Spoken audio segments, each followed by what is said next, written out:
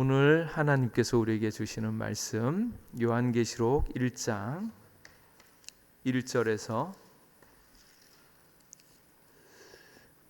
8절까지의 말씀 보겠습니다.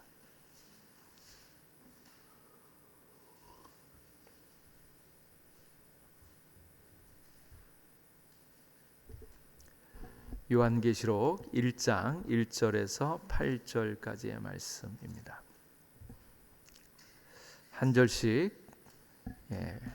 교독하겠습니다. 예수 그리스도의 계시라. 이는 하나님이 그에게 주사 반드시 속히 일어날 일들을 그 종들에게 보이시려고 그의 천사를 그 종 요한에게 보내어 알게 하신 것이라. 요한은 하나님의 말씀과 예수 그리스도의 증거 곧 자기가 본 것을 다 증언하였느니라. 이 예언의 말씀을 읽는 자와 듣는 자와 그 가운데에 기록한 것을 지키는 자는 복이 있나니 때가 가까움이라. 요한은 아시아에 있는 7 교회에 편지하노니 이제도 계시고 전에도 계셨고 장차 오실 이와 그의 보좌 앞에 있는 7 영과 또 충성된 증인으로 죽은 자들 가운데에서 먼저 나시고 땅의 임금들의 머리가 되신 예수 그리스도로 말미암아 은혜와 평강이 너희에게 있기를 원하노라.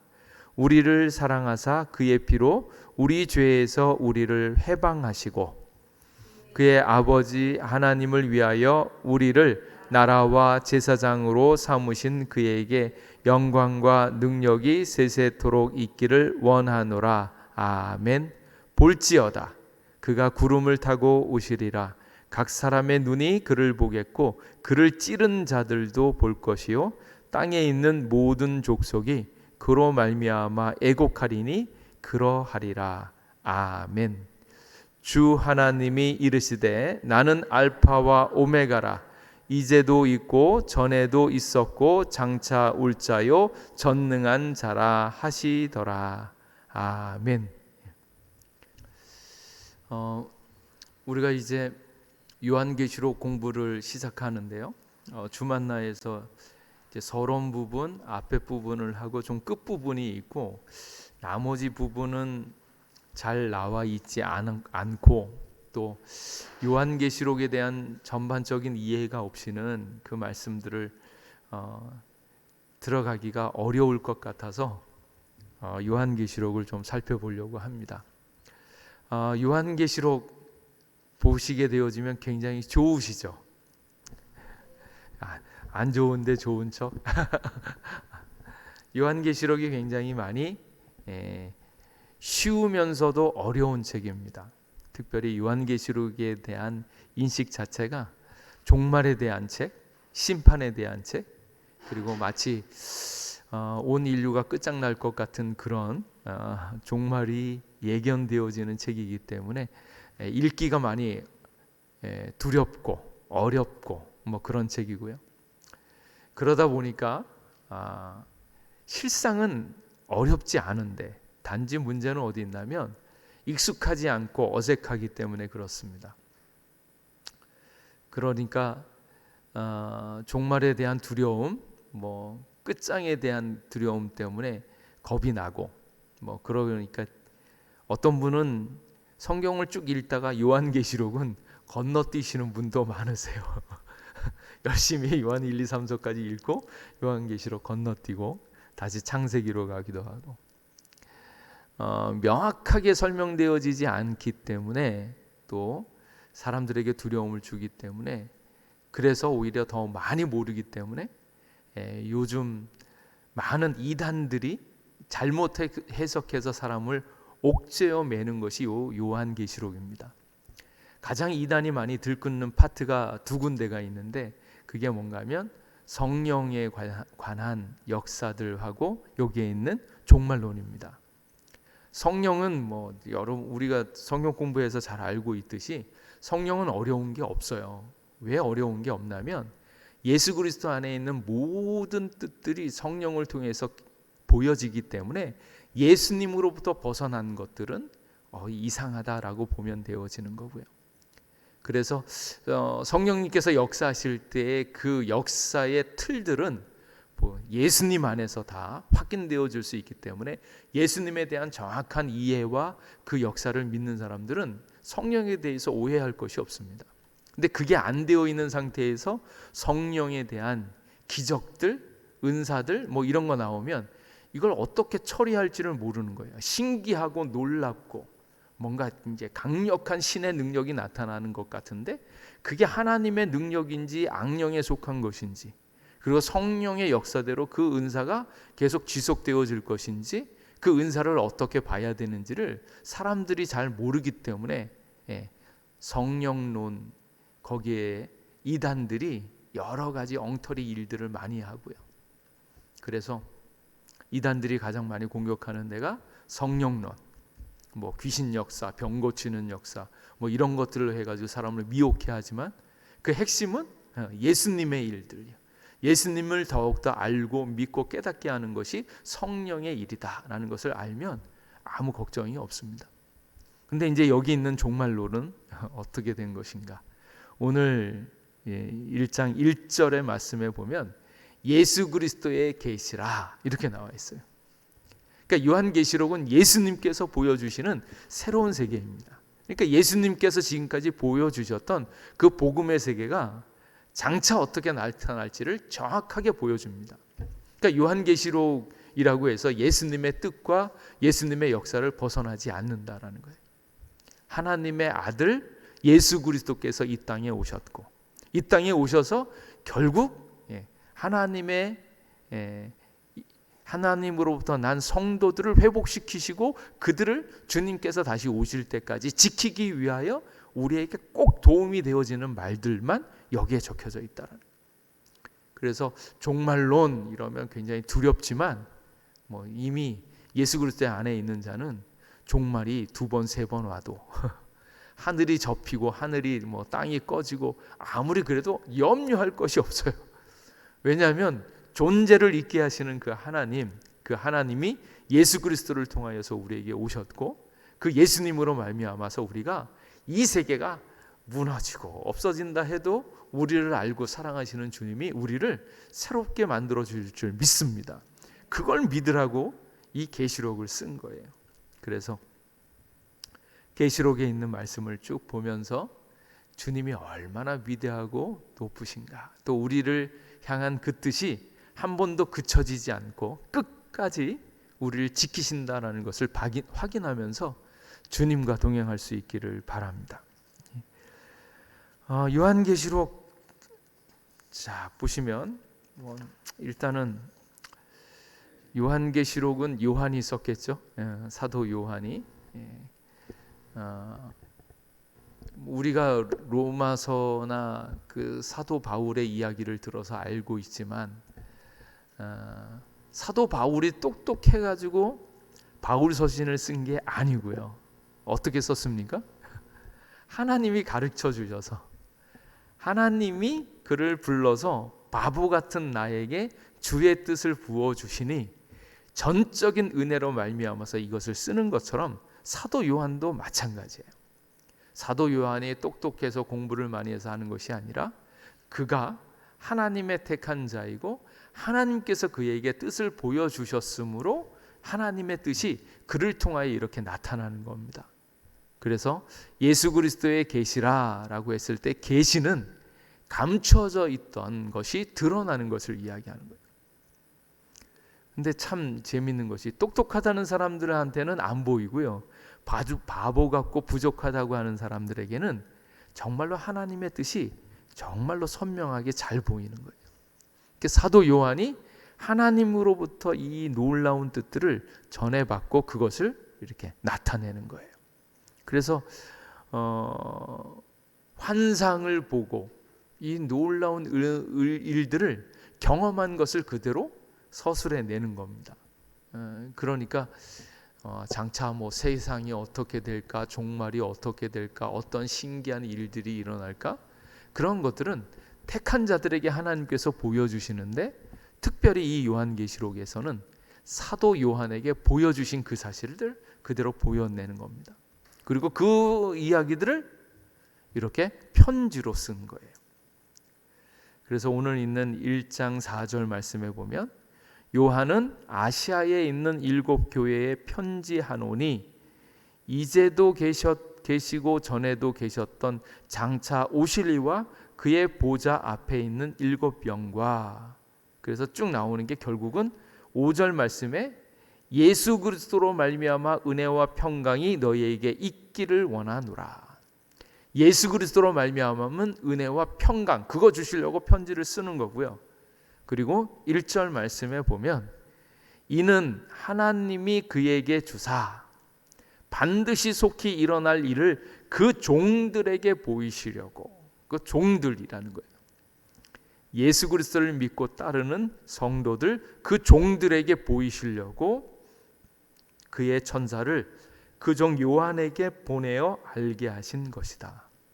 그 종들에게 이 비밀을 알 수 있는 사람, 알게 되어질 사람은 다른 사람이 아니라 예수 그리스도를 믿고 따르는 그의 하나님의 종, 예수님의 종들에게 보여줬다. 이제 그 이야기를 쭉 보여주고 있습니다. 그래서 쭉 쓰는 거예요. 근데 요한계시록이 이제 쭉 앞으로 이제 나타나는데 22장으로 되어 있습니다. 근데 뭐 22장으로 되어지려고 할 때 첫 번째는 편지글이라는 거, 두 번째는 편지글을 쭉 읽는데 이게 좀 어렵다. 왜 어려운가? 이제 이 글들을 환상을 통해서 보여주는 것들을 묵시로 썼다고 얘기합니다. 묵시 문학이라는 거예요. 묵시 문학은 상징이 있다라는 얘기고, 알아듣는 사람들만 알아들을 수 있도록 묵시 언어를 썼다고 하는 겁니다. 우리나라 이제 이런 얘기들을 가끔 해요. 이렇게 대한민국 이렇게 토끼를 그리거나 아니면 조금 더 잘 그리는 사람은 호랑이를 그리죠. 그리고 그쪽 위에 저쪽으로 바다 건너에 독수리를 그리고 이쪽 왼편 서해 쪽으로 곰 한 마리를 그리고 저쪽 북쪽에 늑대 한 마리 그리고 이렇게 딱 그리면 여러분은 무슨 생각합니까? 아, 저 토끼는 누구냐? 저 토끼는 대한민국이겠구나. 이런 생각을 하잖아요. 그리고 저쪽 독수리는 누굴까? 아, 저거는 미국일 수 있겠다. 이쪽에 있는 곰새끼는 누구예요? 아, 이건 중국 놈이겠다. 저쪽에 있는 늑대는 북한. 그 위에 더 큰 백공 같은 애가 있으면 그거는 러시아일 거다. 우리는 딱 알아차리잖아요. 그러니까 그 짐승들을 가져다 놓고 토끼처럼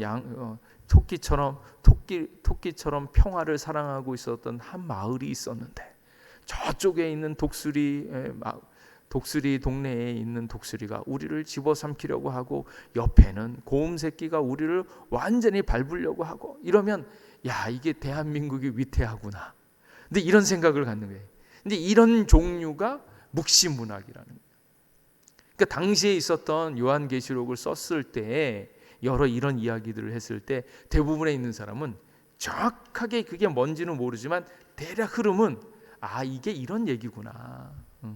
짐승의 수 666 하면 아, 저거는 네로를 뜻하거나 네로처럼 우리를 압제하고 있는 못된 황제겠구나라는 감이 저절로 확 오는 거예요. 그래서 묵시 문학을 이라고 얘기하고 있는 그 글들입니다. 그러니까 이 글들을 볼 때 요한계시록이 쓰여졌을 당시에 이런 묵시 문학적인 표현을 썼을 때 그 묵시가 가지고 있는 상징들이 있어요. 근데 그 상징들을 알 수 없는 사람들은 이게 이해하기가 너무 어려운 겁니다. 특별히 우리 대한민국에 있는 사람은 이 정서상 이게 잘 안 맞잖아요. 이해도 안 되고. 그런데 세월들이 많이 지났어요. 그러니까 이스라엘도 이게 이제 AD 70년, 80년 그리고 사도 요한이 이 책을 쓸 때에 가장 힘들게 했던 로마 황제가 있었는데 그 황제가 도미티안이거든요.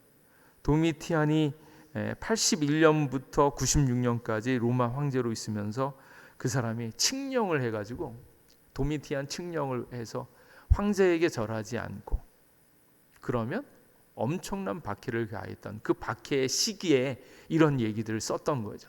근데 이럴 때 이 믿음을 지키게 하기 위해서 이 글들을 쓰는 거고, 당시의 상황이 힘들고 어려우니까 여러 가지 현상들이 나타나면서 그 현상들 속에서 예수 그리스도를 어떻게 믿음으로 지킬 것인가 하는 것들을 글로 쓰는 겁니다.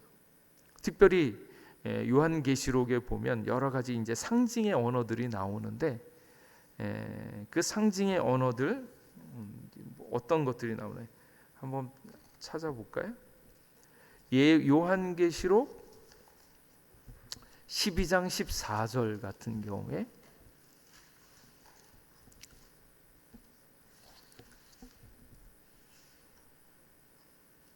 뭐라고 나오냐면 14절 요한계시록 12장 14절에 그 여자가 큰 독수리의 두 날개를 받아 광야 자기 곳으로 날아가서 거기서 그 뱀의 낯을 피하여 한 때와 두 때와 반 때를 양육받음에. 여기 뭐 한 때와 두 때와 반 때, 요 말이요. 한 때와 두 때와 반 때, 우리 신학교 배울 때 한 때와 두 때와 반 때, 세 때 반 이렇게 얘기하니까 다 그게 왜 세 때 반이죠? 그러는 거예요. 세 때 반입니까? 뭐 돼? 한 때와 두 때와 반 때면 이게 몇 때 반이에요? 두 때 반이에요? 세 때 반이에요? 우리 신학교에 있는 신학생들이 이걸 할 때 한 때와 두 때와 반 때, 그러니까 하나 둘 두 때 반이네. 그래가지고 손을 들었어요. 그러니까 다 합쳐서 이게 몇 때입니까? 그랬더니 두 때 반입니다. 엄청나게 많고. 그래서 아니 이게 왜 두 때 반이야? 세 때 반이지. 세 때 반 이렇게 손 들었어요. 여러분은 어떠세요? 한 때와 두 때와 반 때 다 하면 이게 몇 때 반이에요? 안 헷갈리나요? 나만 헷갈려요? 자, 두 때 반 손 들어보세요. 아니다, 세 때 반. 네. 와, 다 너무 잘하시는데? 정답은 세 때 반이에요. 근데 생각 외로 다 합쳐서 한 때, 두 때, 반 때, 그러면 두 때 반이지 하는 분도 너무 많아요. 네, 한 때, 그리고 좀 지나서 두 때, 그리고 반 때, 그러니까 세 때 반이거든요. 근데 이 세 때 반이 뜻하는 게 뭐냐라는, 이게 계속 반복해서 나오는 말인데 이게 감이 안 오는 거예요. 근데 한 때 반, 두 때 반, 세 때 반, 이제 정답은 있는데 요 얘기를 알려면 어디하고 연관이 있냐면 다니엘서를 알아야 됩니다. 다니엘서 7장 25절.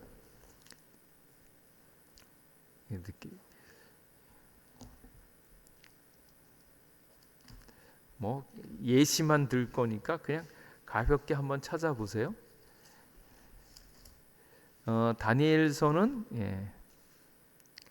에스겔 다음에 있고요. 호세아 앞에 있어요.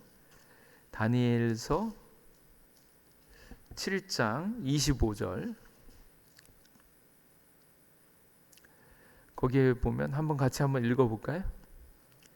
7장 25절.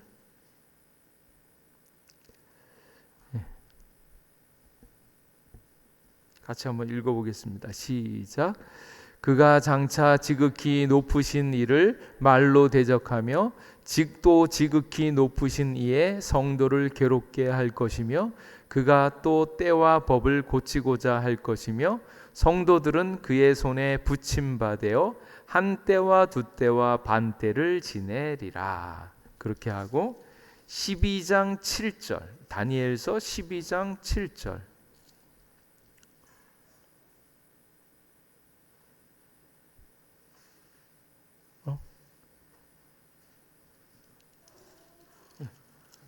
어서 오세요.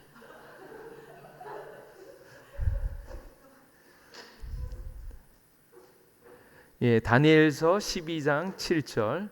유인물 한 장 주시고 저기도.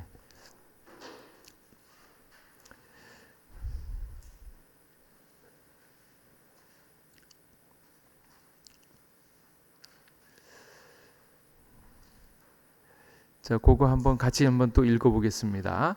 시작. 내가 들은즉 그 세마포 옷을 입고 강물 위쪽에 있는 자가 자기의 좌우손을 들어 하늘을 향하여 영원히 살아계시는 이를 가리켜 맹세하여 이르되 반드시 한때 두때 반때를 지나서 성도의 권세가 다 깨지기까지이니 그렇게 되면 이 모든 일이 다 끝나리라 하시더라. 요한계시록에 나오는 한때와 둔때와 반때가 사실은 거기에만 나오는 게 아니라 어디서 나온다고요? 다니엘서에서 나와요. 그러니까 유대민족 이스라엘 그 성경을 알고 있는 자들은 요한계시록에서 한때와 둔때와 반때 얘기를 하면 이게 다니엘에게 있었던 그 얘기이구나. 그때도 한때와 둔때와 반때가 있었지, 그것을 연상시켜서 그것이 의미하는 바가 무엇인가를 알아차리는 겁니다. 말인즉슨 지금 있는 요한계시록의 여러 이야기가 이해가 안 되어지는 것은 그 말이 가지고 있는 상징되어지는 일들이 이미 다니엘서에서 또 이전에 있었던 많은 일들 가운데 분명히 반복되어져서 나온 이야기들을 모르면 이해가 안 되어지는 거예요. 그래서 다니엘서에서 나오고 있는 여러 이야기들을 찬찬히 살펴보면서 거기에 70일의 뿔 이야기가 나오거든요. 뿔, 짐승 이야기. 또 짐승에 대한 이야기들이 이제 나오는데, 짐승에 대한 이야기는 어디에 나오냐면 다니엘서 7장 1절에서 8절 보시면, 다니엘서 1절에서 8절 보면 거기 잠깐 딱 좀 보시면, 다니엘서 7장에 보면 제가 읽겠습니다. 바벨론 벨사살 원년에 다니엘이 그의 침상에서 꿈을 꾸며 머릿속으로 환상을 받고 그 꿈을 기록하며 그 일의 대략을 진술하니라. 다니엘이 진술하여 이르되 내가 밤에 환상을 보았는데 하늘에 네 바람이 큰 바다로 몰려 불더니 큰 짐승 넷이 바다에서 나왔는데 그 모양이 각각 다르더라. 첫째는 사자와 같은데 독수리의 날개가 있더니, 이렇게 얘기하고요. 5절에 다른 짐승 곧 둘째는 곰과 같은데 또 나오고, 6절에 그 후에 내가 또 본즉 다른 짐승 곧 표본 같은 것이 있는데, 이렇게 나오고요. 7절 말씀에 내가 밤 환상 가운데 그 다음에 본 넷째 짐승은 무섭고 놀라우며 또 매우 강하며 쇠로 된 큰 이가 있어서 먹고 부서뜨리며, 그리고 7절 마지막 절에 마지막 부분에 또 10뿔이 있더라. 그러니까 이때 짐승이 뜻하는 건 무엇이겠는가? 사실은 이때 다니엘이 예언한 이 환상, 이 짐승에 대한 예는 나중에 그 뜻들이 밝혀지는데, 첫 번째 여기 있었던 사자는 뭘 뜻하였냐면 바벨론 나라를 뜻하는 것이었어요. 그리고 곰과 같은 것들은 메데, 그리고 바사, 페르시아를 뜻하는 것이었고, 세 번째 있는 표범은 그리스를 뜻했던 것이고, 그리고 여기 있는 넷째 짐승은 바로 로마를 뜻하는 거예요. 그리고 거기에 뿔들은 임금들을 뜻하는 거였어요. 근데 그것들이 다 이렇게 예언되어졌고 환상으로 보여졌는데 그것이 이루어지고 있는 그 베이스, 그 과정들이 쭉 있었단 말이에요. 근데 그거를 요한계시록에도 똑같은 메타포, 비슷한 메타포로 이걸 가져오게 되어집니다. 그래서 요한계시록에도 보면 13장에 보면, 요한계시록 13장에 보면 1절에 1절, 2절, 3절 이렇게 보면 어떻게 나오냐면 3절에 짐승이 나와요. 내가 보니 바다에서 한 짐승이 나오는데 뿔이 10이요 머리가 7이라. 그 뿔에는 10 왕관이 있고 그 머리에는 신성모독하는 이름들이 있더라. 내가 본 짐승은 표범과 비슷하고 발은 곰의 발 같고 그 입은 사자의 입 같은데 용이 자기의 능력 보좌와 큰 권세를 그에게 주었더라. 근데 이런 용언들이 있는 거예요.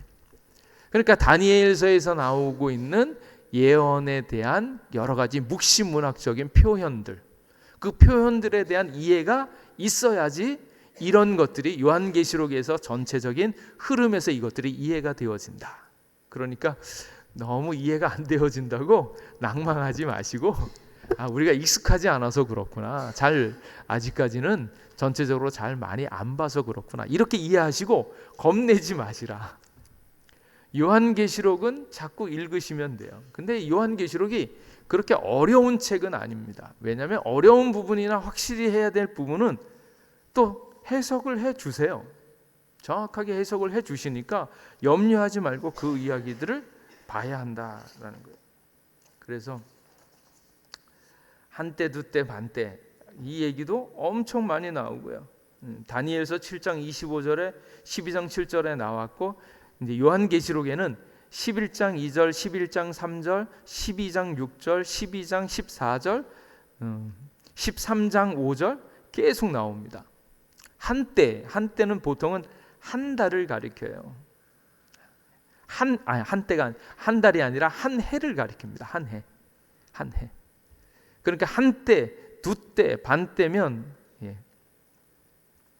몇 개월이에요? 42개월이죠. 3년 반이니까 36에 하니까 42개월. 또 그걸 날수로 따지면 12달을 30일로 하면 한때 한 해는 360일. 두 해를 의미할 때는 720일. 24달 뭐 이렇게 하면, 그리고 반때는 180일 이렇게 해서 42달 1260일. 그래서 나중에 1260일이 나옵니다. 그래서 1200일로 할 것인지 연으로 할 것인지 막 그때마다 적당하게 이제 하는데, 이런 이해의 틀들이 있다는 것을 꼭 기억하시고 읽으시면 어려울 것이 없습니다. 그래서 묵시문학에 대한 특징을 이해하면서 찬찬히 읽으시면 어려울 게 없고, 특별히 한때와 둔때와 반때가 의미하는 건 뭘까요? 하나님의 영원한 나라에서 보면 이게 끝이 난다는데 방점이 있어요. 한때와 둔때와 반때다 그러면 그건 길지 않은 때고, 정한 때가 있고 그 때가 되면 끝난다라는 것에 대한 의도를 가지고 있는 거예요. 그러니까 천년 왕국하면 천년은 영원히 주님과 함께 있는 그 천년, 딱 천년이라고도 이야기할 수 있지만 그게 아니고, 천년 그러면 한없이 긴 하나님의 나라를 이야기할 때 천년 왕국에 대한 의미도 있거든요. 그러니까 그것은 과히 그때의 의미를 잘 살려서 읽으면 은혜가 되어지고 힘이 되어지고요. 그리고 이미 우리가 경험한 바는 무엇입니까? 승리는 예수님께 있고, 예수님과 함께 있는 이 시간이 주님이 함께 있는 것이 천국이다라는 것을 깨달으셔야 돼요. 그러니까 그때가 되어지면 뭔가 새로운 것이 나타나겠지.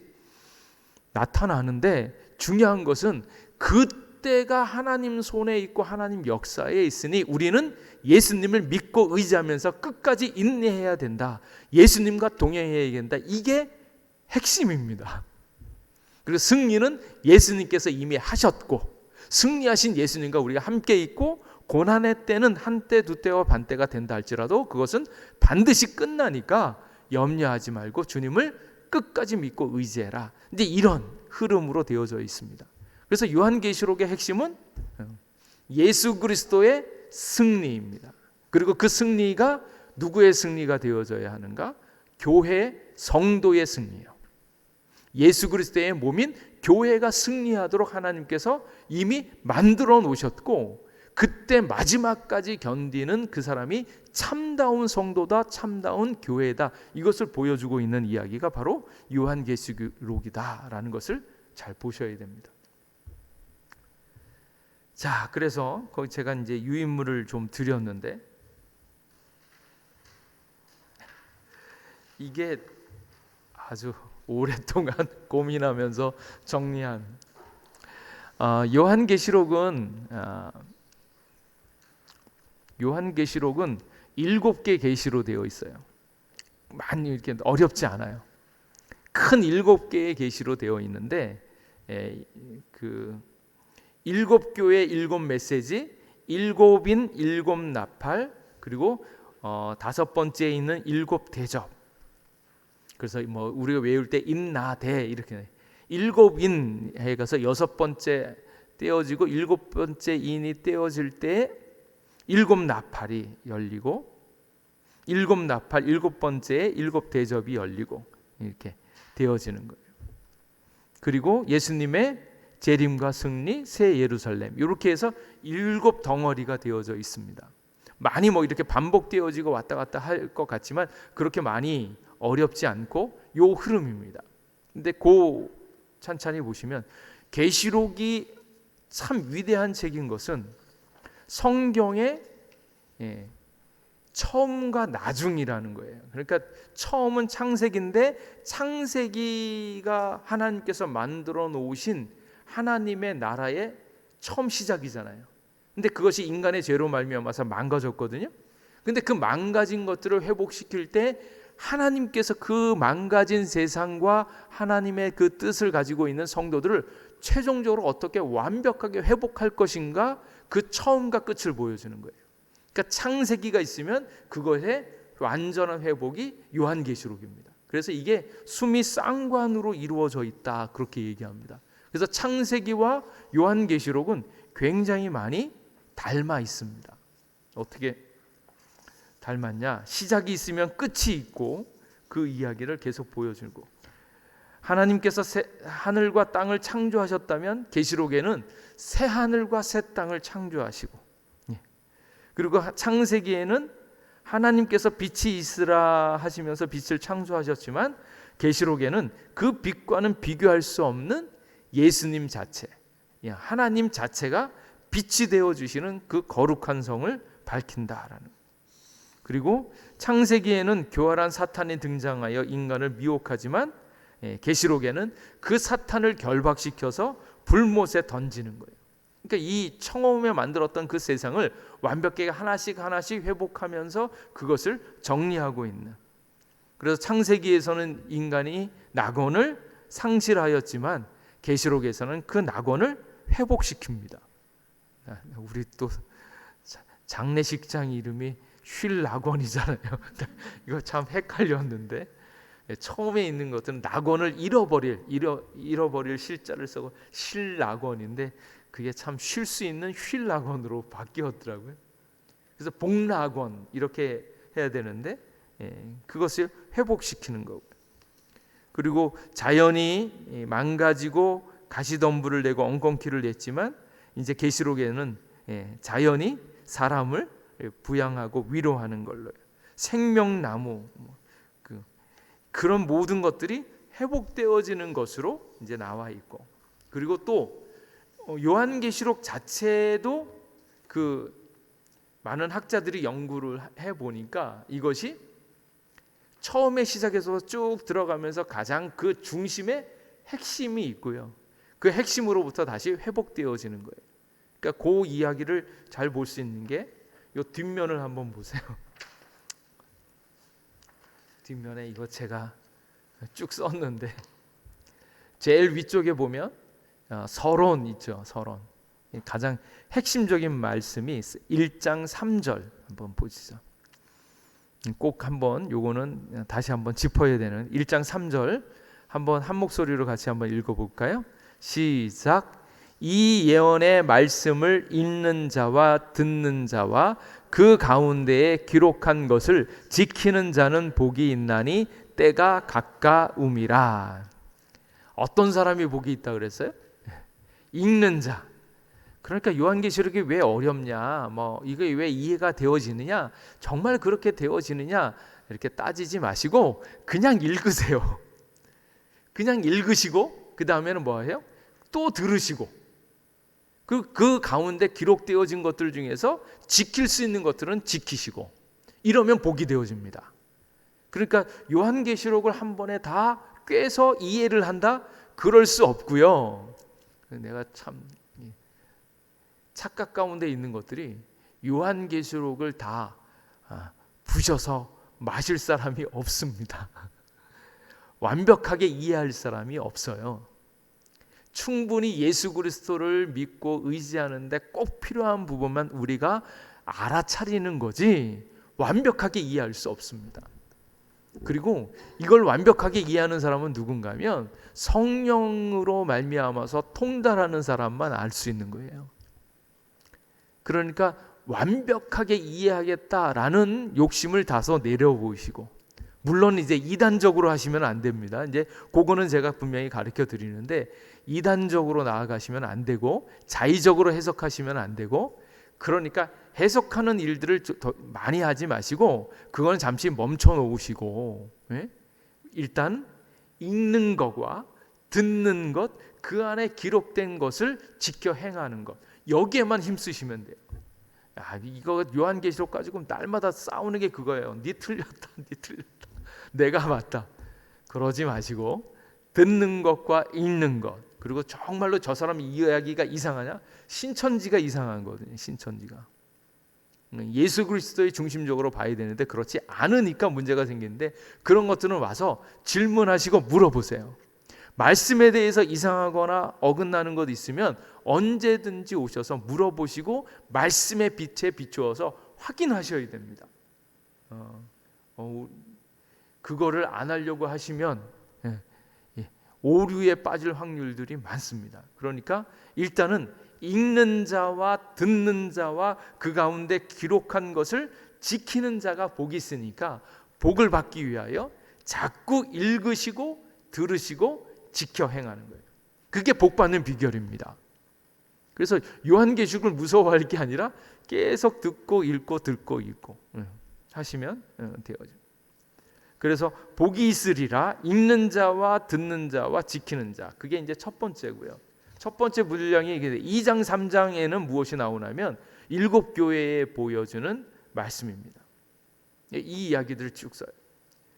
근데 1장이 지나가기 전에 한번 주목해서 봐야 되는 것이 있는데, 그러면 1장 19절 말씀이에요. 1장 19절 말씀 한번 같이 한번 또 볼까요? 시작. 그러므로 내가 본 것과 지금 있는 것과 장차 될 일을 기록하라. 그리고 20절에 제가 읽을게요. 내가 본 것은 내 오른손의 7별의 비밀과 또 7 금촛대라. 7별은 7 교회의 사자요 7 촛대는 7 교회니라. 이렇게 이제 설명을 하잖아요.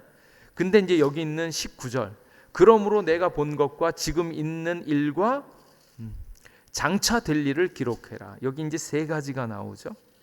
세 가지가 나온 것. 내가 본 것, 요한에게 나타난 내가 본 것, 그리고 지금 있는 일, 그리고 장차 될 일을 기록하라. 네, 요 이야기를 찬찬히 보고 어떤 학자가, 어떤 유명한 학자가, 제가 이름을 굳이 대도 되는데 안 돼도 상관이 없는데, 이 어떤 학자가 이 일을 가지고 이제 얘기를, 계시록을 해석을 하는 겁니다. 근데 그 사람들의 해석을 뭐라고 하냐면 세대주의적 해석이라고 그래요. 그래서 저희들이 이제 요한계시록을 해석하려고 할 때 어떤 분이 이제 기도원에 가가지고 계시를 받아서 이게 뭔가를 받았다, 이제 이렇게 하면 그럴 수도 있는데 일단은 조금은 의심을 하면서 봅니다. 왜냐하면 아까 뭐라 그랬어요? 이건 묵시문학이기 때문에 묵시에 대한 배경은 어디에 있다고 그랬어요? 다니엘서에 있다고요. 다니엘에서 있었던 그 묵시문화적 표현을 베이스로 해서 이것이 해석이 되어져야 되는데, 그런 거 아예 무시하고 내가 받았더니 여기 첫째 짐승은 뭐였더라, 내가 이렇게 계시를 받았다. 그럼 그 계시가 맞는지 틀리는지 아무도 몰라.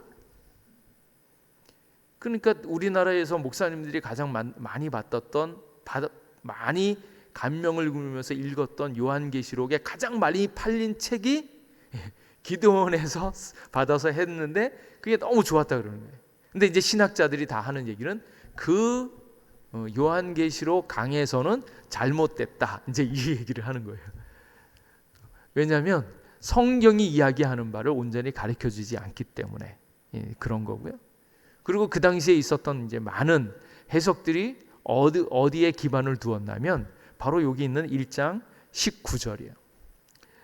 요한계시록을 전체를 어떻게 나눴냐면 내가 본 것, 지금 있는 일, 이거를 본 것, 이건 지금까지 과거에 있었던 일들이라는 거예요. 그리고 그거를 1장에 있었던 요한 당시에 있었던 여러 가지 일들을 요한이 본 것으로 여겼고, 그 그리고 지금 있는 일. 여기 2장 3장에는 뭐가 나옵니까? 교회가 나오죠. 에베소 교회, 서머나 교회, 버가모 교회, 두아빌라 교회, 사대 교회, 빌라델비아 교회, 라우디게아 교회. 현재 있는 교회들이 있는데 그 교회에 지금 있는 일들을 편지로 썼다는 거예요. 그러니까 그거는 2장 3장은 지금 있는 일이다. 그리고 4장으로 들어가면 4장에서 이제 계시로 내가 하늘에 열린 문이 있는데 거기에 가서 봤더니 성령에 감동되어져서 하나님이 환상을 보여주시는 거예요. 근데 이때서부터 장차 있을 일이 나타난다. 그래가지고 4장서부터 환상, 앞으로 있을 일들을 쭉 설명을 해서 21장, 22장까지 4장서부터 19장까지 대환란, 7년 대환란에 대한 여러 이야기들이 쭉 나오잖아요. 7인, 7나팔, 7대접, 그러면서 그 안에서 여러 가지 일들이 쭉 나와 있고 7년 대환란이 있고 그 다음에 예수 그리스도의 승리가 나오고, 그렇게 해서 그 뒤에 장차 있을 일들이 4장서부터 22장까지 쭉 설명되어졌다, 이렇게 본 거예요. 그래서 이 해석을 따르고 있는 사람들이 어떻게 하냐면 이제 앞으로 장차 있을 일들이 시간적으로 순차적으로 쭉 나타난다. 그러니까 지금은 어느 때다, 그 다음 세대는 무엇이 나타날까, 요거를 예상하는 거예요. 그러니까 지금 보니까 뭐 지진도 나고 뭐 무슨 일도 있으니까 아마 지금은 요 때니까 요 때는 7년 환란, 요 때는 아닐까, 그러면 천년 왕국이 언제 있을까, 이걸 시간대별로 보고 있기 때문에 여러 가지 어려움들이 나타나는 거예요. 근데 그걸 이제 세대주의적 종말론이라 그래가지고 그렇게 이해하는데 과연 그러한가? 요한계시록에 있는 그 많은 이야기들은 물론 미래에 대한 일들이 순차적으로 나타나는 것도 있지만 여기에 보여 있는 일들은 같은 사건이 반복되어지는 이야기도 있다라는 거예요. 삽입 부분이라 그래가지고 끼워 넣었는데 그 일들은 순서되는 것이 아니라 경험했던 일들, 과거에 있었던 일들을 회상하면서 다시 끼워 넣었던 일도 있고, 미래에 있는 일들도 쭉 순서대로 되어지지만 그 순간에 동시다발적으로 일어났던 일들을 이렇게 삽입해 놓은 부분도 있다. 그러니까 이 이야기는 시간에 따라 전개되어지지만 그 안에는 과거의 회상도 있고 여러 가지 하나님의 뜻의 이야기도 거기에 환상으로 끼워져 있기 때문에 성경에 나오는 순서대로 된 것은 아니다라는 것을 아는 거예요. 그러니까 세대주의적 관점에 있어서 시간의 순서대로 요거 다음에 요거 있고 요거 있고 요거 있고 이렇게 되어지지 않는다라는 거예요. 그래서 1장, 2장, 3장은 예언적 권면인데 그 당시에 필요한 부분으로 이 당시에 있었던 사람들에게 이 이야기가 필요하기 때문에 주님이 환상을 이 사람들에게 주어진 거라는 거죠. 그러니까 이게 무조건 미래의 일들만 쭉 기록되어졌다 이렇게 볼 수는 없다라는 거예요. 그래서 시간적으로 선후 관계가 있는 것이 아니고 성경 성격상 순차적이지 않다라는 것을 잘 보셔야 됩니다. 그래서 중심 줄거리는 4장에서 9장, 15장에서 22장 이렇게 순차적으로 진행되어져 가고 7인, 7나팔, 7대접, 바벨론 멸망, 악의 최후 뭐 이렇게 되어진 흐름은 있지만 정작 시간적 순서대로 되어진 것은 아니다라는 것을 보시는 겁니다. 그래서 쭉 그 핵심들은 이렇게 여기에 4번 있죠. 4번. 계시록의 7계시의 네 번째 전투와 승리, 여기에 핵심이 있습니다. 그래서 계시록 12장, 13장, 14장에 승리, 두 짐승이 나오고 또 승리가 나오는 그 이야기들로 쭉 하는 거예요. 그래서 여기에 요 뒤에 있는 이렇게 키아즘 구조라고 그러는데 요 구조를 보면 제일 처음에 서론이 있으면 맨 끝에 교회, 7교회가 나오면 7교회에 완성되어지는 새 예루살렘에 대한 이야기가 이렇게 완성이 되어져요. 그래서 서론, 결론, 7교회, 7교회가 완성되어지는 새 예루살렘이 나오고요. 그리고 여기에 7인에 대한 이야기들이 처음 나오는데 보좌에 대한 이야기, 그리고 여기 밑에는 4장 5장에는 보좌에 대한 이야기가 나옵니다. 근데 그 밑으로 쭉 보면 20장에는 뭐가 나오면 백보좌, 흰 보좌가 나와요. 그래서 여기 있는 이야기하고 대칭을 이루고 있다라는 거예요. 그래서 위에 있는 4장, 5장, 6장, 7장 7인의 이야기와 예수님의 재림, 그리스도의 승리가 대칭을 이루고 있고, 거기에 있는 7나팔 그리고 밑에 있는 7대접이 이렇게 쌍으로 이루면서 그 핵심에는 전투하는 교회, 승리하는 예수 그리스도, 그 부분이 나와 있다는 거예요. 그러니까 예수 그리스도의 이미 승리는 전적인 승리이고 완성된 승리이기 때문에 이미 여기서 예수 그리스도로 말미암아서 우리 이미 승리한 것을 믿으시기 바랍니다. 그러니까 이렇게 이야기를 하다 보니까 요한계시록의 가장 큰 핵심이 뭐예요? 예수 그리스도죠. 예수 그리스도. 예수 그리스도하고 그 다음에 또 중요한 것은 교회예요. 교회. 그리고 그 교회가 나중에 어떻게 합니까? 승리하는 거죠. 승리하는 거. 그래서 교회가 환난과 핍박이 있어도 승리하게 되어지는 거예요. 요 세 개의 이야기예요. 그래서 예수 그리스도가 어떻게 나타나는가? 하나님의 어린 양으로 나타나는 거예요. 예수님께서 어떠한 모습으로 나타나셔서 우리에게 역사하고 있는가 하는 것들을 찬찬히 지켜보는 것. 그리고 교회가 어떻게 핍박을 당하는데, 어떻게 무너지는데 그 교회가 하나님 안에서 승리할 수 있는가 하는 것들. 그래서 이기는 자가 무엇인가, 이런 흐름으로 쭉 나아가고 있다는 것을 보셔야 됩니다. 그래서 전체적으로 보면 어려울 거 하나 없는 7계시, 7교회, 7인, 7나팔, 그리고 예수 그리스도의 승리, 7대접, 예수 그리스도의 재림과 승리의 완성, 그리고 새 하늘과 새 땅, 그리고 끝이요. 근데 여기서 이제 예수님은 반드시 승리하셨다. 그러면 문제는 어디에 있겠어요? 우리는 승리할 수 있는가? 우리가 끝까지 참고 인내하면서 주님을 승리하는 데 있습니다. 그래서 이 요한계시록은 예수 그리스도로 말미암아서 우리가 승리하고 있다라는 것을 분명히 알려주는 거예요. 승리했다. 어디서 승리했을까요? 예수님께서 십자가에서 승리하셨잖아요. 이미 끝났어요. 근데 이 십자가에서 승리하신 예수님으로 우리는 이미 영생을 얻었고 생명을 얻었고, 근데 그 가운데 있는데 우리의 삶이 너무 힘들고 환난이 있고 어려운데 이것을 어떻게 이겨낼 것인가. 그래서 영적인 전투가 일어나는데, 영적인 전투는 이 세상이 어떻게 되느냐가 아니라 영적인 전투의 핵심은 어디에 있다? 나한테 있다. 환난이 아무리 있어도 내가 예수님을 끝까지 믿고 의지하느냐, 내 안에 있는 영적 전투에서 내가 예수 그리스도를 믿고 의지함으로 내가 승리하는 데 핵심이 있다라는 거예요. 그래서 전체 흐름은 이렇게 되어 있고, 이제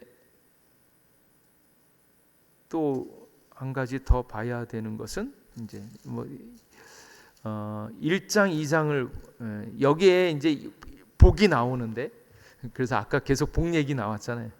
요한계시록에 쓰여진 것들은 우리가 승리의 복을 누리는 거, 그 복을 위해서 나왔는데, 요한계시록에 보면 하나님께서 우리에게 주시는 복이 7가지가 있습니다. 복이 있으리라고 이야기하는 그 본문이 7가지가 있어요. 그거를 지금 오늘은 그거까지만 한번 살펴볼까 합니다. 그 복의 시작이 아까 읽었던 제일 첫 번째, 이거는 그 성경책에 밑줄을 꼭 한번 그어 놓으셔야 되고, 이게 참 핵심 중에 핵심인데 한번 좀 보시면 좋습니다. 요한계시록 1장 3절, 이 예언의 말씀을 읽는 자와 듣는 자와 그 가운데 기록한 것을 지키는 자는 복이 있나니 때가 가까움이다.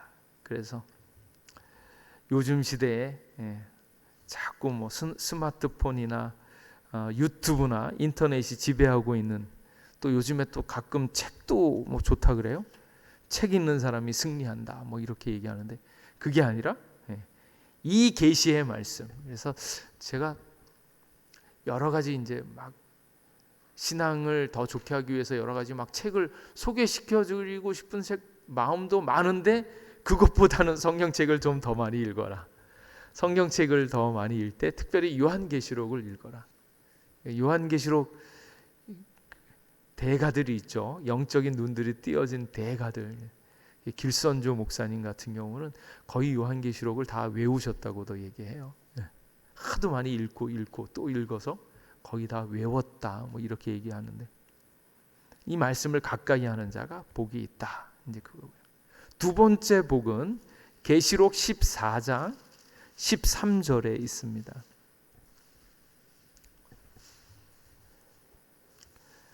14장 거기다가 이제 이 복 이렇게 써놓으시면 좋겠죠. 두 번째 복, 계시록 14장 13절. 같이 읽어볼게요. 시작. 또 내가 들으니 하늘에서 음성이 나서 이르되 기록하라. 지금 이후로 주 안에서 죽는 자들은 복이 있도다 하시매, 성령이 이르시되 그러하다. 그들이 수고를 그치고 쉬리니 이는 그들의 행한 일이 따름이라 하시더라. 누가 복이 있다고요? 주 안에서 죽는 자가 복이 있도다. 가끔은 의심이 될 때가 있어요. 뭐가 의심이 되냐면, 주 안에서 사는 자가 복될까, 죽는 자가 복될까? 주 안에서 사는 자가 복될까, 주 안에서 죽는 자가 복될까? 정말 어렵지 않으세요? 근데 핵심은 주 안에가 핵심이에요. 주 안에 있으면 살거나 죽거나 상관이 없습니다. 주 안에 있으면 우리는 죽어도 살아가는 거예요. 죽어도 살아가는 거예요. 주 안에 있으면 죽어도 산다. 근데 이 주 안에 있다라는 것에 대한 확실한 증거가 거기 있는 것 같아요. 사나 죽으나 주의 것이고 주 안에 평강을 누린다. 요런 마음, 요런 세계를 꼭 볼 수 있기를 바랍니다. 세 번째는 계시록 16장 15절.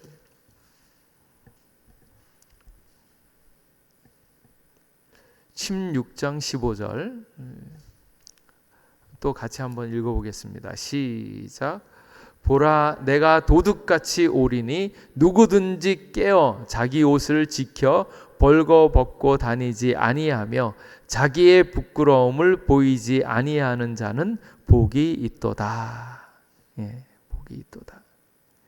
부끄러움을 당하지 보이지 아니하는 자. 보이지 않는.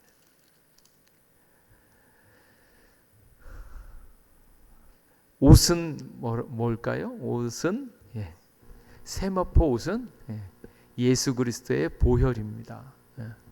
우리의 깨끗게 할 수 있는 유일한 것은 예수 그리스도의 보혈입니다. 가끔 이제 세마포 옷은 성도들의 옳은 행실이다, 뭐 이렇게 얘기를 하는데, 그것도 동일한 말인데, 예수 그리스도의 보혈로 말미암아서 나타난 우리의 행실이 그 옷이 되어지는 거예요. 그래서 보혈의 의미가 있다라는 거고요. 그래서 이 일들이 저희 그 살아있음에 대한 의미이죠. 부끄러움을 보이지 않는 삶, 이렇게 나타날 수 있는 거. 그리고 네 번째로는 요한계시록 19장 9절 말씀에 있습니다. 제가 이 말씀을 자꾸 드리는 이유는 하도 이해되어지지 않는 뭐 일곱인 일곱나팔 무슨 말 뭐 이렇게 여러 가지 싸우고 막 힘들고 어려운 것, 그것도 굉장히 중요하지만 그것보다 먼저 우리에게 복 주시기 위해서 주신 계시록의 말씀을 집중하라고 하는 거예요. 그래서 19장 9절 말씀 같이 한번 읽겠습니다. 시작. 천사가 내게 말하기를 기록하라. 어린 양의 혼인잔치에 청함을 받은 자들은 복이 있도다 하고, 또 내게 말하되 이것은 하나님의 참되신 말씀이라 하기로. 혼인잔치에 청함을 받은 자, 혼인잔치에 청함을 받은 자. 그래서 사람들 그 혼인잔치에 초대를 많이 하죠. 근데 사람들이 안 왔죠. 바빠서. 시집장가도 가야 되고 그리고 잔치에 왔는데 예복을 입고 오지 않은 사람들은 바깥에 어둠으로 내쫓겼다. 그래서 혼인잔치에 구원받은 자들만 이렇게 초청하는 것이다. 그래서 그 잔치에 있는 자들이 복되다. 그래서 혼인잔치에 청함을 받은 자, 이게 복되다 하는 거고요. 또 다섯 번째는 요한계시록 20장 6절 말씀에 보면 복에 대한 말씀이 또 있습니다. 또 같이 한번 읽어볼까요? 시작. 이 첫째 부활에 참여하는 자들은 복이 있고 거룩하도다. 둘째 사망이 그들을 다스리는 권세가 없고 도리어 그들이 하나님과 그리스도의 제사장이 되어 1000년 동안 그리스도와 더불어 왕노릇하리라. 아멘. 첫째 부활에 참여하는 자, 1000년 동안 왕노릇한다라고 영원한 하나님의 나라를 함께 다스리게 되어지는 그 복이 있는 거, 첫째 부활에 이렇게 하는 거. 여러 이제 용이 뭐냐라고 이야기를 할 때 용은 뭐예요? 용이 뜻하는 바가 분명하죠. 그거를 이제 모르실 때는 그 20장 2절 말씀에 거기에 딱 설명이 나와요. 그러니까 요 예도 보시면 용을 잡으니 곧 옛뱀이요 마귀요 사탄이라. 용은 다른 게 아니라 옛뱀, 사단, 마귀를 뜻하는 거예요. 그러니까 이 정도만 알고 있어도 헷갈릴 것은 없습니다. 계속 읽으시면서 주님이 가르쳐 주실 때까지 반복해서 사랑하면서 읽는 거예요. 그리고 여섯 번째 복은 계시록 22장 7절 말씀에 있습니다. 계시록 22장 7절 말씀 또 한번 같이 읽어볼까요? 시작. 보라 내가 속히 오리니 이 두루마리의 예언의 말씀을 지키는 자는 복이 있으리라 하더라. 아멘. 우리가 계속 이제 예수 그리스도의 은혜를 이야기할 때 예수 그리스도를 믿음으로 말미암아서 그의 법을 사랑하는 거죠.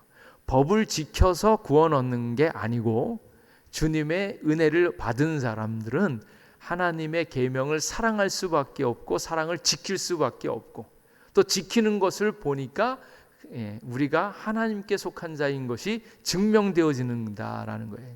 그러니까 이게 존재의 의미로 하나가 되어지는 것들을 이렇게 이해할 때 이게 정확하게 이해가 되어진다라고 말씀을 드렸죠. 여기도 두루마리의 예언의 말씀을 지키는 자는 복이 있으리라. 예수님으로 말미암아 구원 얻은 자들이 그 복을 누리려고 할 때 예언의 말씀을 지키는 자가 복이 있다. 이렇게 말씀하시고 마지막 일곱 번째 복은 어딘가? 22장 14절 말씀. 22장 14절 말씀에 또 복에 대한 말씀이 나옵니다. 같이 읽어보겠습니다. 시작. 자기 두루마기를 빠는 자들은 복이 있으니 이는 그들이 생명나무에 나아가며 문들을 통하여 성에 들어갈 권세를 받으려 함이로다. 아멘. 이 말씀도 예수 그리스도의 보혈로 이해하면 좋습니다. 그래서 이 말씀들 전체적으로 계속 보게 되어지면 요한계시록은 힘들고 어려운 환난 가운데 있는 성도들이 예수님의 복을 받으려고 하고 있는 가장 축복의 말씀이다. 이것을 이해하면서 쭉 읽으시면 너무 좋은 거죠. 이제 세부로 들어가서 이제 하나하나 살펴볼 일들이 너무 많은데 앞으로 한번 두 번 시간을 통해서 한번 더 보려고 하고요. 오늘 지금 또 한 가지를 또 말씀을 드리면 어떤 부분이 이 요한계시록의 그 구조를 살피려고 할 때 요한계시록을 처음에 썼던 사람들은 이렇게 이제 글로도 만들어 있지만 주로 이렇게 낭독하죠. 낭독. 같이 회중이 모여서 막 낭독할 때 전체를 큰 틀거리로 읽으려고 할 때 그 구조가 어떻게 나뉘는가.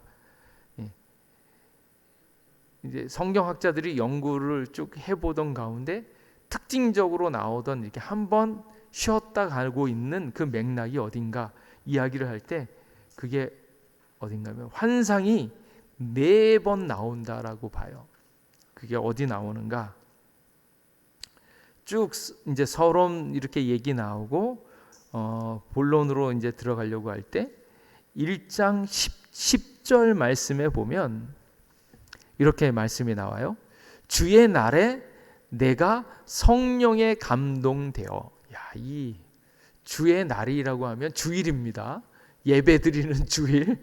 그 날에 성령님께 감동이 되어서 이렇게 얘기를 해요. 그러면서 나팔 소리 같은 큰 음성이 들으니 이때 이제 환상을 보게 되어지는 거예요. 근데 그 환상의 시작이 성령의 감동이 되어져서, 그러니까 성령의 감동에 의해서 환상이 벌어지는 것이 4번 나온다라는 거예요. 그 표현이요. 그래서 내가 성령에 감동되어, 그래서 성령에 감동되다 할 때 이제 거기를 한번 가로를 해 놓으면 이제 헬라어로 얘기하면 엔 푸뉴마티라는 말입니다. 푸뉴마가 성령이니까 엔 푸뉴마티 이렇게 이야기하는데, 성령에 감동되어서 환상이 보이고 그 다음 환상은 어디에 나오는가?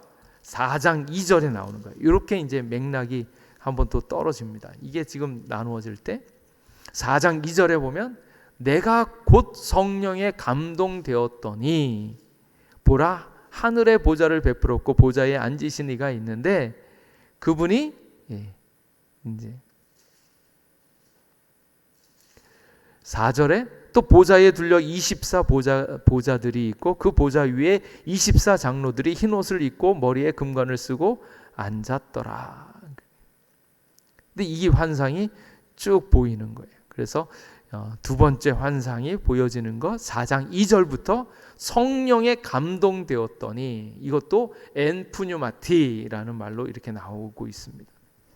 그리고 이게 쭉 가다가 성령님께서 또 역사하시고 가는 데가 있는데 그게 17장 3절에 나옵니다. 그래서 17장 3절에 보면 곧 성령으로 나를 데리고 광야로 가니라. 내가 보니 여자가 붉은빛 짐승을 탔는데, 이렇게 성령으로 나를 데리고 가시는 거예요. 이것도 엠푸뉴마티 이렇게 해서 성령의 인도함을 받는 이야기가 나오는 거예요.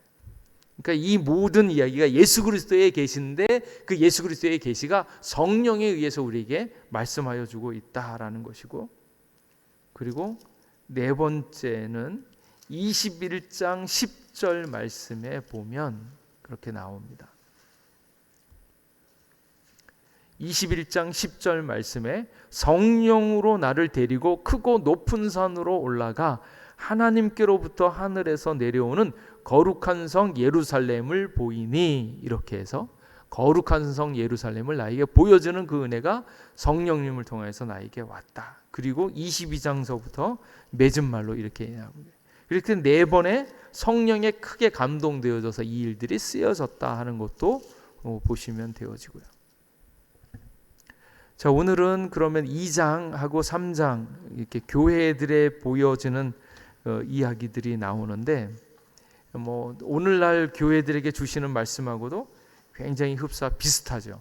비슷한데 이 교회들에게 보여주시는 말씀의 핵심이 무엇인가? 자, 2장 1절에 보면 에베소의 교회들에게 사자들에게 편지하라. 에베소에 있는 7뼈를 붙잡고 7 금촛대 사이로 거니시는 이가 이르시되, 쭉 얘기를 하잖아요. 그리고 4절에 그러나 너를 책망할 것이 있으니 너의 처음 사랑을 버렸느니라. 그러므로 어디서 떨어졌는지를 생각하고 회개하여 처음 행위를 가져라. 이런 얘기들. 그래서 이제 이 7 교회의 이야기들을 찬찬히 바라보면서 오늘날의 교회에 칭찬 들을 만한 거, 아니면 이렇게 하나님의 책망을 들을 만한 게 무엇인가 살펴보면 굉장히 도움이 되겠죠. 그런데 이 땅을 살아가고 있는 수많은 교회들이 결국은 어떻습니까? 칭찬 들을 일도 있고 책망 들을 일도 있습니다. 네, 책망한다는 얘기는 무엇 때문이죠? 책만 듣지 말고 고쳐라 라는 거예요. 불완전한 교회, 불완전한 성도들의 모습이 그럴 수 있다는 거예요. 처음 사랑을 잃어버린 자들도 있다. 근데 문제는 지금이라도 그것을 회복하고 뭐하라? 이제 여기에 핵심이 나와요. 핵심이 뭔가 하면 이기는 자가 되라는 거예요. 이기는 자가. 그러니까 교회는 이 땅에서 지낼 때 우리를 괴롭히고 있는 아까 있었던 적그리스도, 옛뱀, 또 사탄, 마귀가 있을 수 있고 그들이 우리의 영혼을 막 괴롭히고 있다. 그런데 그 일들이 있을 때 어떻게 해야 하는가? 이기는 자가 되어져야 한다. 그래서 7교회의 핵심은, 주시는 말씀의 핵심은 다른 데 있는 것이 아니라 이기는 자가 되어져야 한다라는 거예요. 근데 그것을 잘 뭘 보면 알 수 있는가 하면 여기에 있는 7교회에 주시는 말씀에 계속적으로 반복하면서 나오는 말이 뭔가 하면 이기는 데 있다는 거예요. 이기는 거. 죽은 권세에 지지 말고 사탄에게 지지지 말고 이기는 자가 되어져라. 그래, 칭찬 들을 수도 있어, 책망 들을 수도 있어. 그러나 결국은 예수 그리스도로 말미암아서 이기는 자가 되라. 이게 핵심인 거예요. 그래서 에베소 교회에 보시면 에베소 교회에게 이기는 자가 어디에 나오냐면 7절 맨 마지막 절에 보면 이렇게 귀 있는 자는 성령이 교회들에게 하시는 말씀을 들을지어다. 이기는 그에게, 이렇게 이겨야 된다. 이기는 그에게는 내가 하나님의 낙원에 있는 생명나무의 열매를 주워 먹게 하리라. 이기는 게 핵심이라는 거예요. 그럼 그 다음에 서머나 교회도 있죠. 네가 실상은 부요한 자니라 자칭. 그러니까 장차받을 고난을 두려워하지 말고 너 환난을 당하게 할 거야. 10일 동안 환난 받을 거야. 그래서 죽도록 충성해라. 그래야지 생명의 관을 내게 주리라. 근데 그 마지막의 핵심은 또 11절에 뭐라 그래요? 귀 있는 자는 성령이 교회들에게 하시는 말씀을 들을지어다. 이기는 자는 둘째 사망의 해를 받지 아니하니라. 또 이기는 자예요. 이기는 자. 서머나 교회에서도 역시 핵심은 이기는 자가 되라는 거예요. 그럼 세 번째 버가모 교회도 있죠. 버가모 교회도 좌우의 날선 검을 가지신 이가, 네가 어디서 사는지 내가 아는데 사탄의 권자가 있는 데서 너희들이 있는 거 아니냐. 책망할 것이 있는데 아직도 발람의 교훈을 따라서 성공에 대한 생각으로 복음이 아니라 다른 복음을 쫓아 행하고 있는 그런 일들을 보고 있는데 자꾸 우상 숭배하지 마라.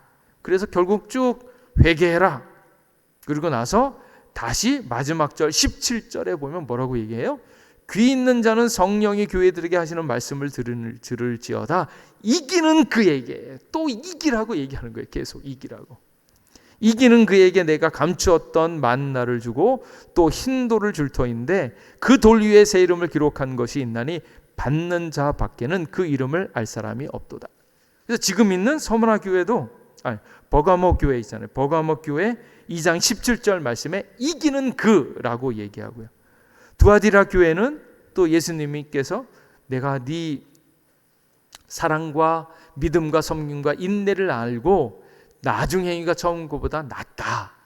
근데 네가 책망할 것이 있는데 여자 이세벨이 있어서 너희들에게 우상의 제물을 먹게 하는도다. 쭉 얘기를 하죠. 그런데 그러다가 맨 마지막에 26절 말씀에 보면 역시 25절 다만 너희에게 있는 것을 내가 올 때까지 굳게 잡으라. 그리고 26절에 이기는 자라고 얘기해요. 이기는 자는 끝까지 내 일을 지키는 그에게 만국을 다스리는 권세를 주리니. 그래서 이기는 자가 되어져야 한다. 예수 그리스도로 말미암아 이기는 자, 이 환난과 핍박과 이 무의미와 공고함과 이 고독과 죽음의 두려움과 이 모든 것들을 이기는 자가 되어져야 된다. 이제 그 말씀을 주시는 거고요. 그 다음에 다섯 번째 교회 4대 있죠. 4대. 이게 지금 설교로 하면 한 교회당 계속 한 시간씩 설교해야 되는 얘기인데 결론만 이야기하자면 4대 교회도 5절 말씀에 3장 5절 말씀에 보면 이기는 자는 이와 같이 흰옷을 입을 것이요 내가 그 이름을 생명책에 결코 지우지 아니하고 그 이름을 내 아버지 앞과 그의 천사들 앞에서 시인하리라. 그래서 또 이기는 자를 이야기하시는 거예요. 그래서 지금 있는 7교회의 핵심은 어디에 있는가? 이기는 자에 있습니다. 빌라델비아 교회 7절 말씀에 보면 거룩하고 진실하사 다윗의 열쇠를 가지신 이 열면 닫을 사람이 없고 닫으면 열 사람이 없는 그가 이르되 볼지어다 내 앞에 열린 문을 두었으되 이렇게 이야기를 하죠. 그러면서 이 빌라델비아 교회도 3장 12절 말씀에 보면 이기는 자는 내 하나님 성전의 기둥이 되게 하리니 그가 결코 다시 나가지 아니하리라 이렇게 말씀합니다. 그리고 내가 하나님의 이름과 하나님의 성 곧 하늘에서 내 하나님께로부터 내려오는 새 예루살렘의 이름과 나의 새 이름을 그의 위에 기록하리라. 그래서 이기는 자라고 말씀하고 계시고, 그 다음에 마지막으로 라오디게아, 내가 내 행위를 아노니 차지도 않고 뜨겁지도 않고 적당하게 믿는데 그게 맞냐? 그럴 수 없다. 내 입에서 내치리라. 너는 부자라고 공고한 것이 부여하여 부족한 것이 없다 하지만 내가 보니까 니들은 전부 다 가난하고 입은 것도 없고 착각하지 마라. 너희들은 주님 안에서 지극히 가난한 자이다. 이제 안약을 사서 눈에 발라보고 부요하게 흰 옷을 사서 입어라. 이렇게 말씀하세요. 이 말씀도 라오디게아 교회의 말씀도 21절에 이기는 그에게는 내가 내 보좌에 함께 앉게 하여 주기를 내가 이기고 아버지 보좌에 함께 앉은 것 같이 하리라. 이것도 이기는 거예요. 그러니까 지금 요한계시록의 전체의 틀을 보면 예수님의 모습이 나오고 예수님의 보혈로 말미암아 우리가 승리하게 되어지는데, 교회가 핍박을 당하고 어렵고 힘이 드는데 예수 그리스도로 말미암아서 우리가 이기는 자가 될 거다. 이미 이겼다, 승리하였다. 그것을 선언해 주고 있는 거예요. 그리고 우리의 앞으로 나타날 장차 일들도 인류의 역사 가운데서도 인간의 영혼을 놓고 하나님의 택한 자녀를 놓고 끊임없는 전쟁이 나타나는데, 하나님의 택한 자들은 끝까지 이겨야 된다. 이기는 자가 되라. 근데 그게 이제 또 맨 마지막에 21장 7절 말씀에 보면, 이 말씀은 제가 정말로 가장 사랑하는 말씀, 새 예루살렘에 대한 이야기가 나오는데 21장 1절에 보면 새 하늘과 새 땅, 2절에 거룩한 성 새 예루살렘이 하나님께로부터 내려오니 그 준비한 것이 신부가 남편을 위하여 단장한 것 같더라. 그때 보좌에서 큰 음성이 나서 이르되 보라, 하나님의 장막이 사람들과 함께 있으리니 하나님이 그들과 함께 계시리니 그들은 하나님의 백성이 되고 하나님은 친히 그들과 함께 계셔서 모든 눈물을 그 눈에서 닦아주시니 다시는 사망이 없고 애통하는 것이나 곡하는 것이나 아픈 것이 다시 있지 아니하리니 처음 것들이 다 지나갔음이러라.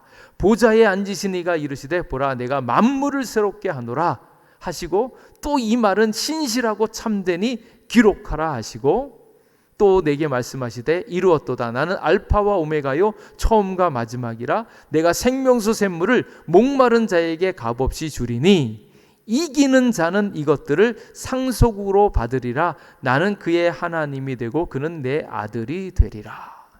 핵심이 이기는 자가 되라는 거예요. 예수님께서 이미 승리하신 그 승리를 우리도 똑같이 예수님과 함께 예수님이 주신 힘으로 이기는 자가 되라. 요걸 모르시면 죽음의 권세에 눌려서 죽음이 두려워요. 겁나고 앞으로 어떻게 살까, 무엇을 위해 살까, 그것도 겁나고요. 하나님께서 우리의 인생을 허락하여 주신 것은 주님의 사랑과 주님의 그 승리를 나타내기 위해서 우리를 부르셨고 우리와 함께 계십니다. 그래서 우리가 깨끗하게 되어지는 거, 우리가 승리하게 되어지는 거, 예수 그리스도의 보혈을 의지하고 그 안에 있으면 이미 승리한 것을 믿으시기 바랍니다. 나중에 심판에서 떨어질까, 아니면 뭐 멸망하게 될까, 앞으로 뭐 7년 대환란이 나타나는데 또 휴거가 되어지고 막 그럴 때 나는 안 받으면 어떡하나? 염려하지 마세요. 염려하지 마세요.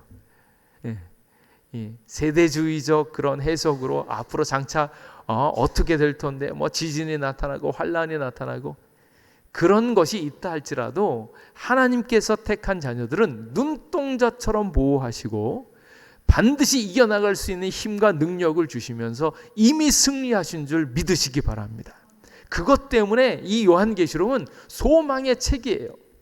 아직도 이렇게 안 이루어진 것들이 너무 많은가? 그러나 그때는 짧을 것이고 반드시 하나님께서 이미 승리하셨고 그 승리의 일들을 우리에게 나타내 보이시고, 하나님께로부터 난 자의 정체성이 뭐라고요? 하나님의 사랑으로, 예수님의 사랑으로 우리가 정체성이 결정되어졌으니 세상이 우리를 미워하는 것이 반드시 나타남과 동시에 예수 그리스도로 말미암아서 그것 또한 이길 수 있다라는 것. 그리고 우리의 삶을 통하여 형제 사랑, 정말로 크고 놀라운 하나님의 사랑이 우리를 통해 펼쳐져 가는 것들을 보게 하실 거라는 것. 그걸 기대하는 거죠. 나는 죽어서 천국 갈 거야, 영생 얻을 거야. 그게 끝이 아니고 살아있으나 죽으나 동일하게 예수님께서 우리를 보내신 그 뜻이 있는데, 주님의 사랑과 은혜를 내가 누리고 그 은혜와 사랑을, 생명이 있잖아요. 살려주시는 그 생명의 역사가 있어서 내가 이렇게 가는 곳곳마다 죽어가는 영혼을 살려내어지고 있는 그 역사를 나를 통해서 나타내고, 세상이 외롭고 힘들고 어쩔 줄 몰라 하고 있는 그 세상에 내가 충만하고 넉넉한 마음으로 사랑을 전하여 줌으로 말미암아서 이 세상이 정말로 하나님 나라로 바뀌어져 가는 것들을 볼 수 있도록 나를 여기에 보내셨다라는 거예요. 그래서 요한계시록은 분명히 그 살아계신 하나님의 그 역사를 우리를 통하여 나타내시려고 이 모든 것들을 준비하셨고 완성하셨고, 그리고 그 일들을 온전히 전할 수 있는 사람으로 나를 부르셨다는데 얼마나 감격스러운지 모른다.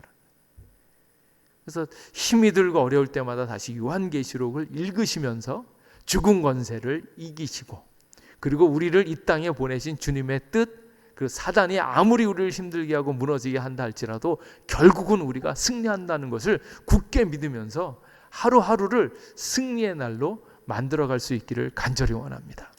그래서 요한계시록을 다음 시간에도 조금 더 살펴볼 텐데, 이 말씀을 통하여서 살아계신 하나님의 능력을 실제로 경험하고 나타내시기를 주님의 이름으로 축복합니다.